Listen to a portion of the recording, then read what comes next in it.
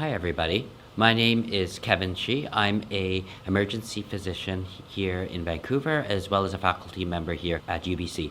I'm going to be describing the purpose of history taking, how we do it, and the general format. And I'm going to be giving you some communication tips on communication skills to improve your history taking. So why do we take a history? So really, the purpose of history taking is to find out details of the presenting problem. So why is the patient presenting to the office? The purpose is also to gather information about the patient's background.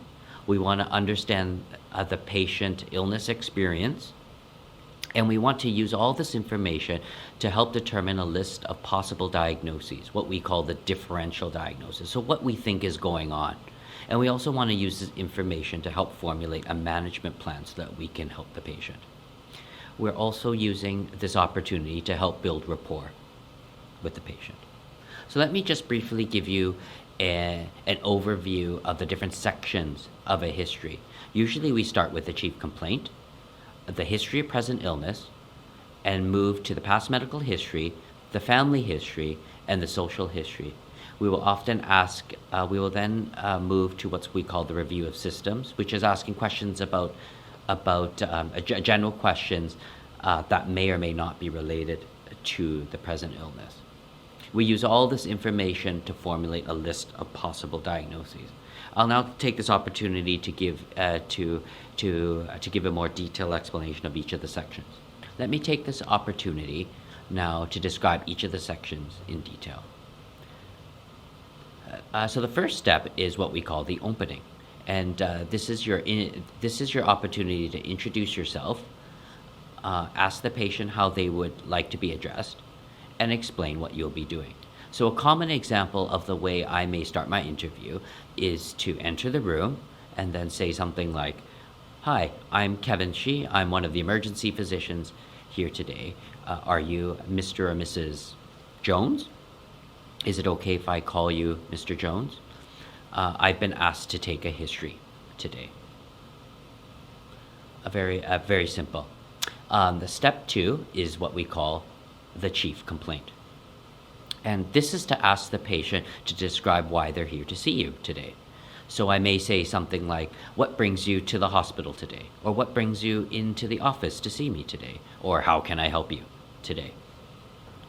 After eliciting the chief complaint, we move on to what's called the history of present illness. So these are questions that are asked to help you clarify the chief complaint and to get further details to help you come up with a differential diagnosis. Now, at this point, this is going to be the most difficult section for you. It's hard for you to know at the beginning of medical school what type of questions to ask. So we often use what we call an acronym, which can help you remember what are the important questions to ask. I've given one example here. This is the Socrates acronym, and it can be used for any type of pain history. There are other types of acronyms as well that you will learn in medical school. But let's go through this acronym. So the S stands for the site. So you may ask something like, "Where exactly is the pain?" O is onset.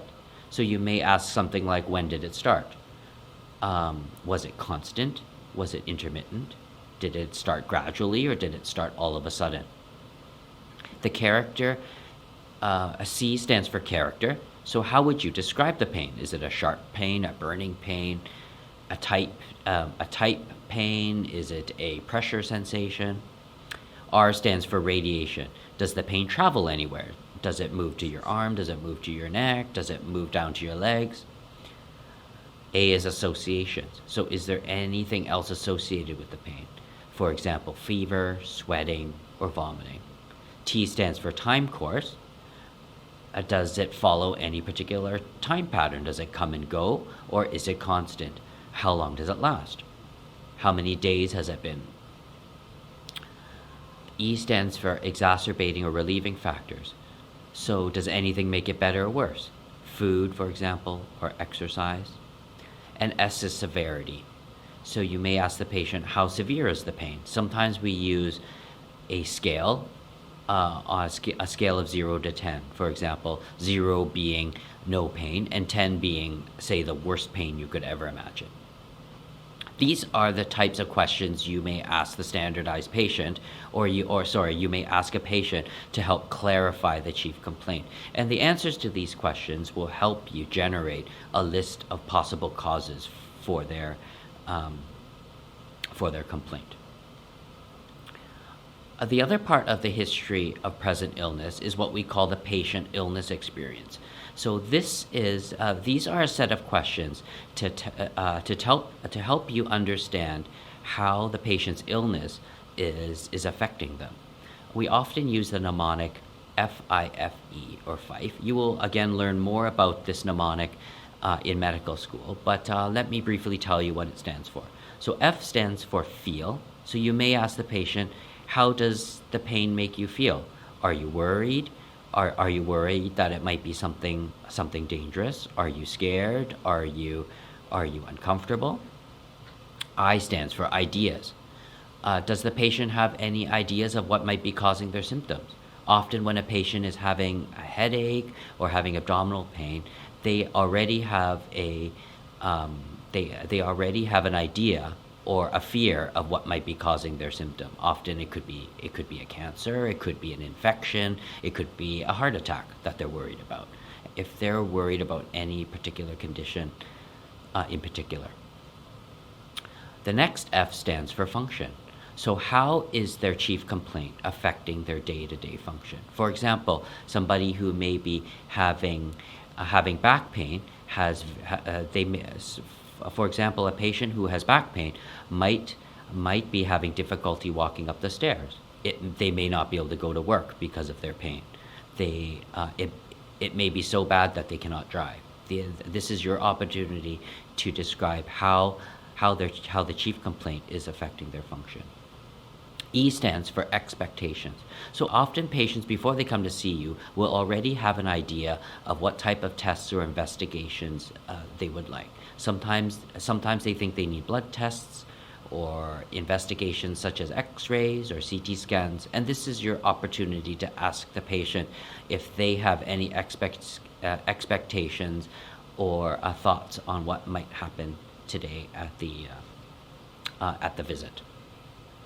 So after you've taken the history of present illness and have a good idea of why they're coming to see you today, the next step is to ask about their past medical history.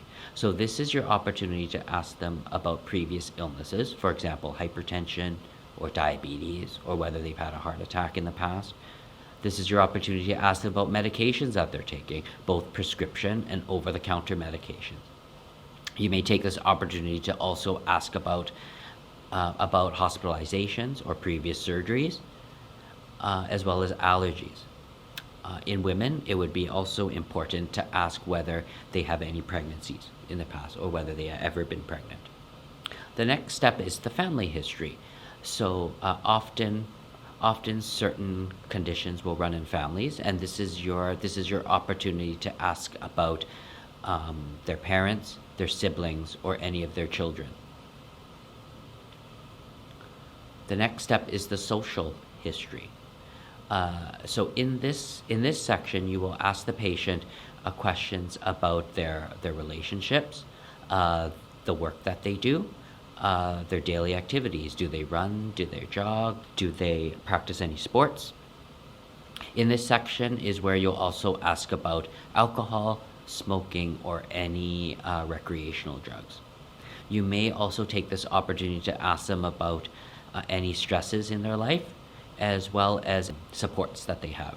This could be family, such as children, or this could be hired help that they have at home. The last part of history taking is what we call the review of systems. So these are just a series of general questions that help you determine whether you've missed anything. And there are specific questions related to each of the systems that you may or may not want to ask. I've listed a bunch of the systems. I've listed all the systems here that you may want to ask about. Okay, so after you have taken a history, you will use the information that you've gathered to formulate what we call a differential diagnosis.